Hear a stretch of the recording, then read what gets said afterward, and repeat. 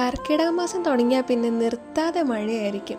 അങ്ങനെ രാവിലെ തന്നെ സീബോധി വെക്കാനായിട്ട് മുക്കൂറ്റിയും പൂവാങ്കുരുന്നെല്ലാം എടുത്തു. ദശപുഷ്പങ്ങൾ എന്ന് പറയുമ്പോൾ ഇനിയും വരും, പക്ഷെ നമുക്കിപ്പോൾ കിട്ടാവുന്നത് ഇത്രയേ ഉള്ളൂ. അങ്ങനെ വിളക്കും കത്തിച്ച് രാമായണം വെച്ച് ഇന്നത്തെ സീബോധി നമ്മൾ ഒരുക്കി. മഴക്കാലമായാൽ പിന്നെ നമ്മുടെ വീട്ടിൽ ഒരുപാട് കുടംപുളി ഉണ്ടാവും. ശരിക്കും നമ്മൾ വീട്ടിൽ നിന്ന് മാറി നിൽക്കുമ്പോഴായിരിക്കും നമ്മുടെ വീടിനും പരിസരത്തിനൊക്കെ ഇത്രയും ഭംഗിയുണ്ടെന്ന് നമ്മളെല്ലാവരും തിരിച്ചറിയുന്നത്. പണ്ട് സ്കൂളിൽ പഠിക്കുന്ന ടൈമിൽ ഇതേപോലെ രാമായണ മാസമായ അമ്മ മുക്കുറ്റിച്ചാന്തൊക്കെ തൊടിച്ചു തരുമായിരുന്നു. അങ്ങനെ ഉച്ചയ്ക്കത്തെ ഭക്ഷണവും കഴിച്ച് നമ്മൾ നേരെ തിരൂരിക്ക് വിട്ടു. അമ്മേനെ അനിയത്തിനും കൂട്ടാനായിട്ട് നേരെ റെയിൽവേ സ്റ്റേഷനിലേക്ക്.